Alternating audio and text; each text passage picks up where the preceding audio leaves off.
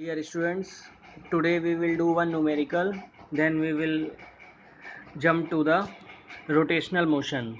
Okay, so the numerical is two blocks of masses m1 2 kg and m2 5 kg are moving on the same direction along a frictionless surface with a speed of 10 meter per second and 3 meter per second respectively.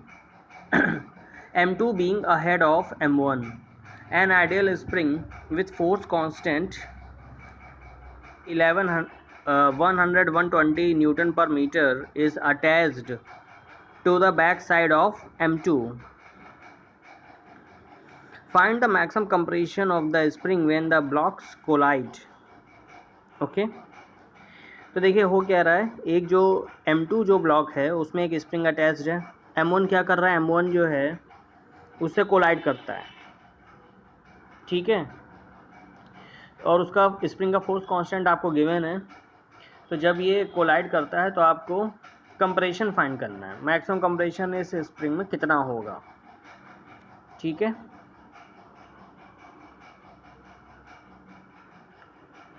तो इसमें देखिए momentum conservation की सबसे पहले equation लगाएंगे। तो initial momentum equal to होता है फाइनल मोमेंटम। तो इनिशियल मोमेंटम क्या है, m1 v1 plus m2 v2 equal to क्या हो जाएगा, फिर जब दोनों कोलाइड कर जाएंगे तो दोनों ब्लॉक जो है साथ में मूव करेंगे, ठीक है, क्योंकि वो आके स्प्रिंग से सीधे कोलाइड करेगा, उसके बाद वो दोनों साथ में ही जो है वो आगे आगे जाएंगे, ठीक है। तो m1 plus m2 times capital V। तो v की वैल्यू क्या आ गई यहाँ से, m1 v1 plus m2 v2 upon m1 plus m2। तो कैपिटल V हो जाएगा m1 v1, m1 आपका 2 है, v1 आपका 5, v1 जो है आपका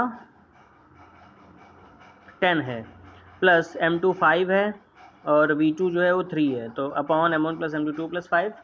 तो कैपिटल V की वैल्यू हो जाएगी 20 प्लस 15 अपॉन 7। तो V इक्वल टू हो जाएगा 5 मीटर पर सेकंड। फिर इसमें हम एनर्जी कंजर्वेशन की इक्वेशन लगाएंगे, ठीक है।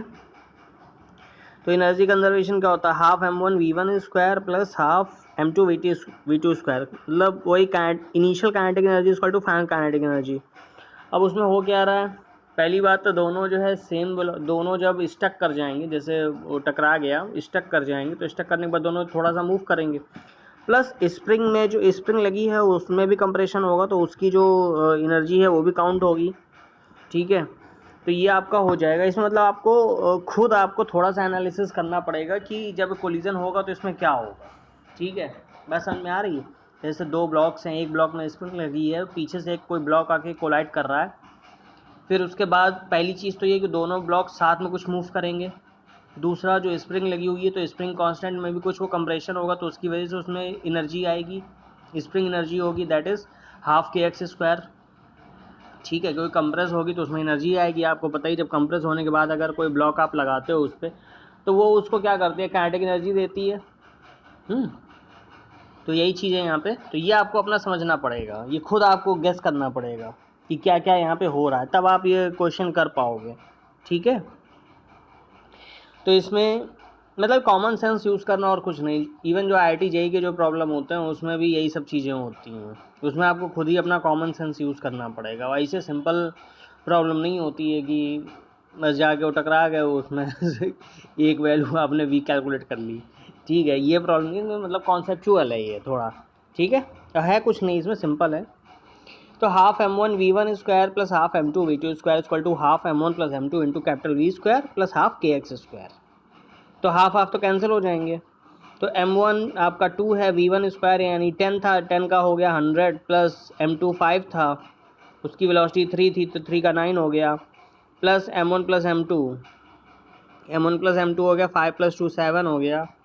वी स्क्वायर आपने अभी 5 निकाला था, तो 5 इंटू 5 25 हो गया, 25 हो गया, प्लस के एक्स स्क्वायर, के की वैल्यू 1120 है, एक्स आपको कंप्रेशन फाइंड करना है ना, तो एक्स आपका कंप्रेशन है equal to k x square, ठीक है। तो यहाँ से ये 200 plus 45 plus equal to 175 plus 1120 x square. तो यहाँ से एक्स स्क्वायर की वैल्यू आ गई 70 upon 1120 equal to x square. तो एक्स इक्वल टू हो गया 1/4, यानी कि एक्स की वैल्यू आ गई 0.25 मीटर। कितना कंप्रेशन होगा उसमें, चलो अब बात करते हैं रोटेशनल मोशन, ठीक है। तो what is rotational motion? Now right now we will extending our knowledge of motion of single particle to the system of particles। बात समझ में आ रही है?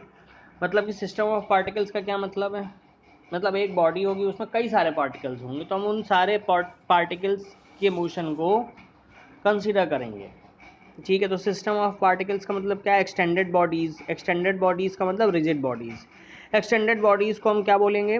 Bodies that is made up of huge number of particles, ठीक है। जैसे कोई भी बॉडी हो तो उसमें कई सारे छोटे छोटे स्मॉल स्मॉल पार्टिकल्स से वो मिलकर बनी होती है, तो उसी को ही हम क्या बोलेंगे? एक्सटेंडेड बॉडी, ठीक है। एक्सटेंडेड बॉडी को ही फर्दर क्या बोलते हैं? Rigid body.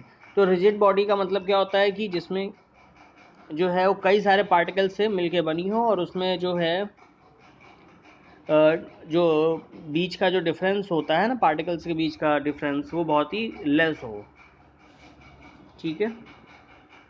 जैसे कि ये कोई है, तो ये कई सारे पार्टिकल से मिलके बनी है और इनके बीच का जो डिफरेंस है इन पार्टिकल्स के बहुत ही लेस है, ठीक है। मतलब इतने सारे पार्टिकल्स हैं और इनके बीच का जो डिफरेंस है वो काफ़ी लेस है। इसकी वजह से क्या होता है? ये बॉडी कैसे हो जाती है? बहुत रिजिड हो जाती है, ठीक है। अभी आपको और आगे पता चलेगा। तो व्हाट इज रिजिड बॉडीज? तो आइडियलाइज जो extended body with a perfectly definite and unchanging shape, ठीक है। मतलब एक ऐसी एक्सटेंडेड बॉडी का मतलब body is made up of huge number of particles. Idealise extended body with a perfectly definite and unchanging shape, मतलब इसका शेप चेंज ना हो सके। जैसे कि आपने कोई स्टोन देखा होगा, ठीक है। तो स्टोन को आप अगर हाथ से उसका शेप चेंज करना चाहो तो चेंज नहीं होगा, तो स्टोन क्या हो गया? रिजिड बॉडी हो गई। अगर आपने इसे डो होता है, ठीक है, मतलब आटा, गुथा हुआ आटा, उसको आप हाथ में पकड़ के आप उसको स्क्वीज़ कर दीजिए तो वो पूरा स्क्वीज़ हो जाएगा, उसका शेप क्या हो जाएगा? डिफॉर्म्ड हो जाएगा, ठीक है। तो वो आपका वो इसका मतलब रिजिड नहीं है, ठीक है। तो इसमें क्या? डिफॉर्मेशन इज़ निगलेक्टेड, इसमें डिफॉर्मेशन नहीं होगा। तो एग्जांपल क्या है? Mobile can't change its shape when pressed. जैसे मोबाइल फ़ोन है, वो आपका उसका शेप चेंज नहीं होगा जब भी आप इसको दबाएंगे, ठीक है। तो motion of a rigid body, अब motion of a rigid body हमको देखना है। तो देखो, अगर कोई बॉडी किसी सरफेस पे ये है, यहाँ से आप इसको ऐसे लेके जा रहे हो, हाँ, एक मिनट।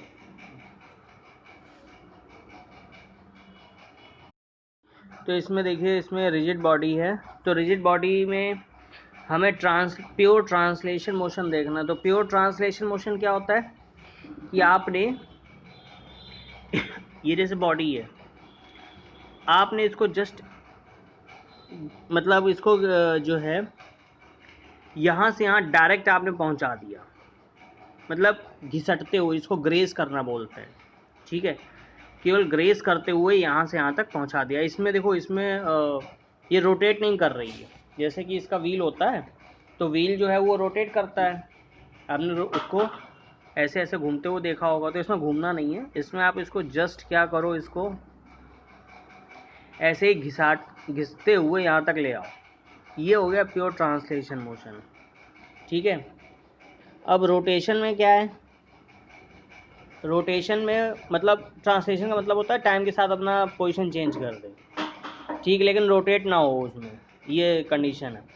और ट्रांसलेशन प्लस रोटेशन में क्या है? जैसे कि कोई एक वेज है, ठीक, अब यहाँ से कोई एक बॉल है, उस बॉल को आपने यहाँ पे रखा, तो उसको आपने ऐसे ड्रॉप किया, तो वो क्या होगी? वो यहाँ पर ऐसे ऐसे ये क्या करेगी? ऐसे ये रोटेट भी करेगी और ट्रांसलेट भी करेगी। ट्रांसलेट का मतलब अपनी पोजीशन भी चेंज करेगी यहाँ से यहाँ तक, और रोटेट भी करे, मतलब घूमती भी जाएगी। बस समझ में आ गई? जैसे बॉल को आपने लुढ़का दिया, ठीक है। तो बॉल जो है वो ट्रांसलेटरी मोशन भी कर रही है और रोटेशनल मोशन भी कर रही है, लेकिन अगर आपने किसी ऑब्जेक्ट को केवल, जैसे पेन है, पेन को आपने एक स्मूथ सरफेस पे जैसे पेन को आपने यहाँ से, ये है, इसको घिसते हुए यहाँ तक आपने लाके यहाँ पे छोड़ दिया, तो ये ट्रांसलेटरी मोशन है। बात समझ में आ गई? हम बात करते हैं let's fix it's translation motion. So this kind of motion is called rotation motion. ठीक है, मतलब कि जैसे कोई एक व्हील हो, उस व्हील को वो जैसे चल रहा है,